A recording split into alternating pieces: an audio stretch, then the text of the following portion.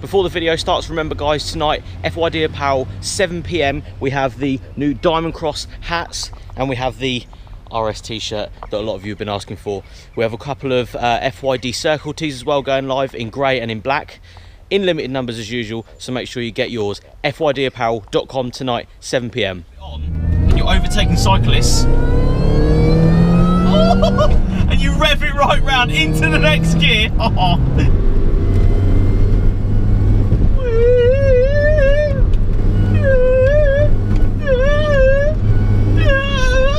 It just sounds like it's so upset to produce power. I don't want to supercharge.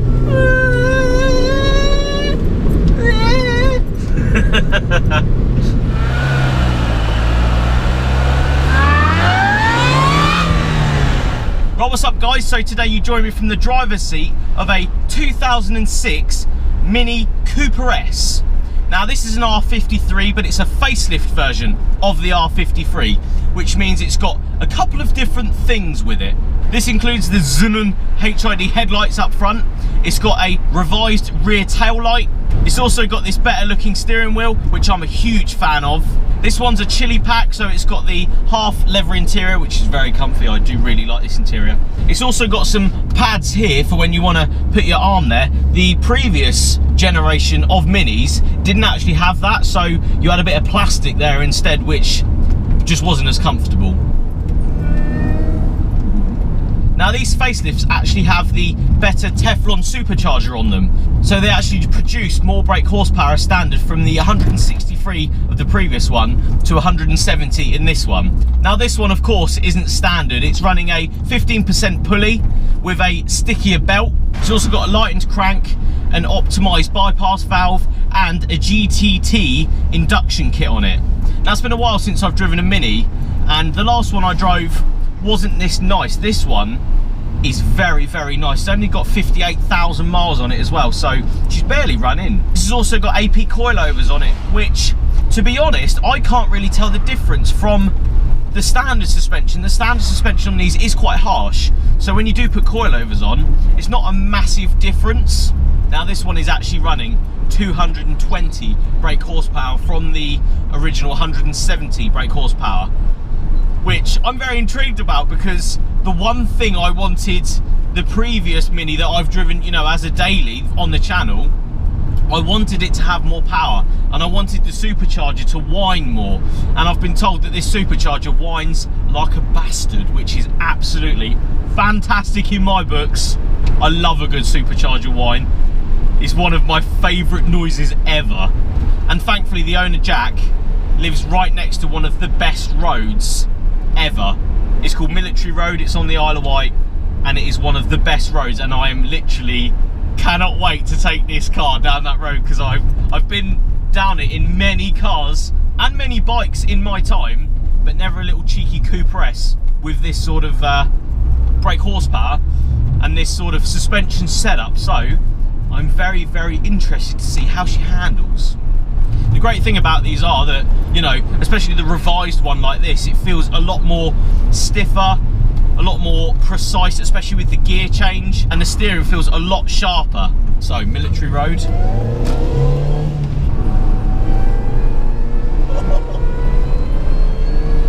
Oh, the supercharger whine is awesome. Supercharger whine to me is one of the best feelings ever. Oh! Handles like it's on rails, this thing. Do you know, the gearbox and the way you select the gear is so precise, you've got to get it right, or you will accidentally, like I have a couple of times, I'm not even gonna lie, not got into the gear properly. So it's very precise, you sort of have to click it into the gear that you want. The accelerator has got a great feel to it as well. You only have to lightly tap it and there's the power. The supercharger is engaged and it will whisk you down the road very, very quickly. Oh, it's like a little go-kart this. You can sort of position the car anywhere you fancy on the road and it just does it like that. It's like so chuckable from the previous one that I've driven. The AP coilovers, although feel the same as standard, they've obviously lowered the car a bit, and it's got a lot more of a better turn in when you're going into the corner. You got a great feel coming around the corner as well, and then when you do come out the other side, the supercharger is there and it wants to sort of kick you down the road into the next turn. This one also benefits from a pedal box as well. You can change the percentage of the throttle response through that pedal box, and there's a DC5 there, very nice. And that makes a big difference. When I had it on sort of the lower setting, more of an economical setting, you could definitely feel that there wasn't as much sort of going on through the pedal feel, but when you have it on and you're overtaking cyclists, and you rev it right round into the next gear, it's so sensitive that it's just so easy to get a little lick on as you wish to, and get that supercharger winding. Oh, I love it. So good. It's got a good pull as well. Obviously still being front wheel drive, these, it still pulls itself really, really well. It's a completely different car from the one I've driven, this. It's got so much of a better feel all the way through the car. The gears, the steering, the accelerator pedal is all so much better, and it's so much more refined. So when you do put your foot down, it's just there, it really is.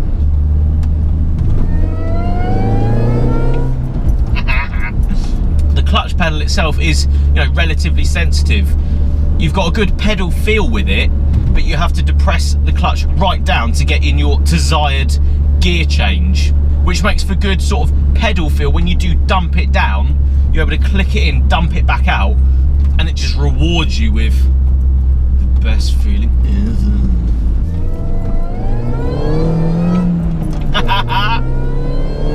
Oh, that supercharger boy. Oh wow, it is so nippy, this car. The 220-ish brake horsepower is just there at your disposal. And with the way it tracks and the way the suspension is set up, awesome feel, it really is. It is like a go-kart for the road. And as you blast down the B roads with that supercharger whine coming out of her,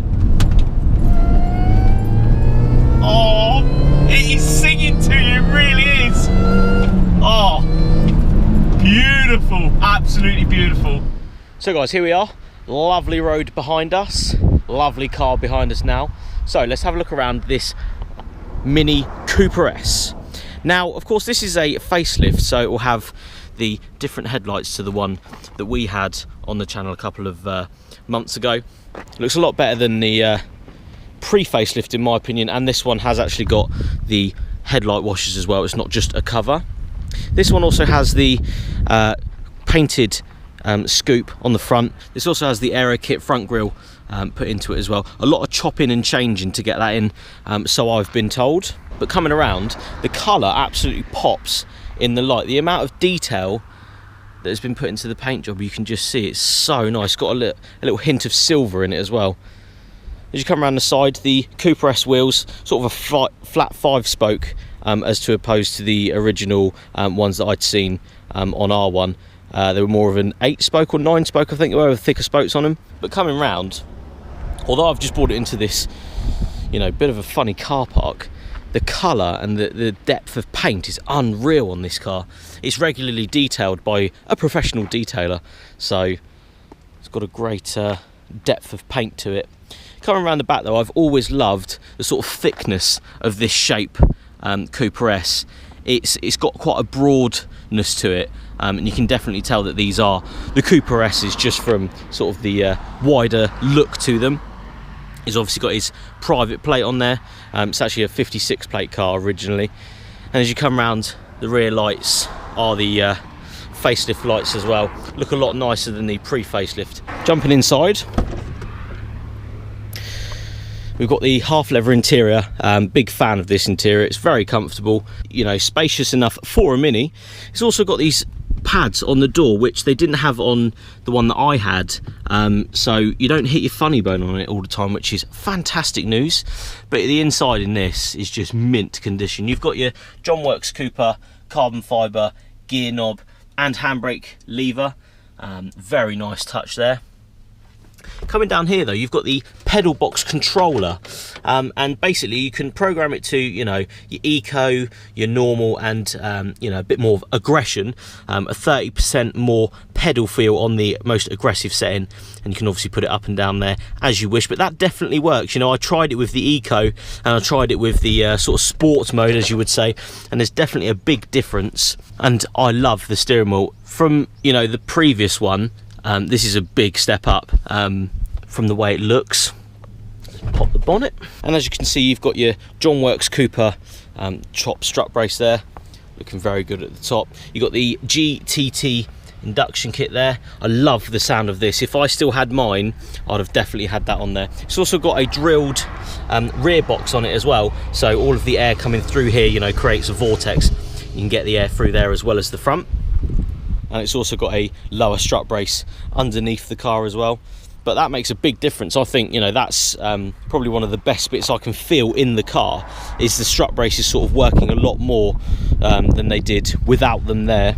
But yeah, overall, very impressed with this one. It's not only comfortable, it's got the power that I've always wanted to try in a Cooper S. You know, 215, 220 brake horsepower that this one has is exactly where it wants to be. Any more and I think, you know, it would be a little bit slippery under acceleration, but as it is, proper nice car this. Integra, very nice. Look at the scenery. Oh yes. Do you know, Top Gear actually came down here once. They absolutely loved it. I think they came in a DB9 if I remember, but I mean, look at it. That view with this road, with this style of car, you know, a little bit of power, not enough to kill you, with fantastic handling, as you drop it into any corner, it just grips out the other side, and you've got the supercharger whine going. Proper loving this little car though, it's such a good laugh. Power! Oh yeah. And as you come on supercharger, look at the view on it. That is why this road is so good. Don't get me wrong, there's a lot of tourists around in their horrible cars, but what an awesome little car to be doing this road in. It is so good. This is why they built these cars, is because of these style of roads. It's just a shame you got a Skoda Yeti and a Ford miserable fucking whatever that is. Poor excuse for a car, that's what that's called. Then you got a Suzuki thing there, Alto. The trouble is, this is where a lot of old people come to get an ice cream, and you know, that will probably show. Apart from the DC5 over there, the level of people that come to use this road, unfortunately, they have disgraceful cars. And as we come into the car park, it says a lot, doesn't it? Nissan Juke, it says a lot. Hyundais, new shape Megane, pretty dreadful really. And as we turn around, many Volvos come in, which again says a lot. This poor road needs some nice cars on it, I reckon.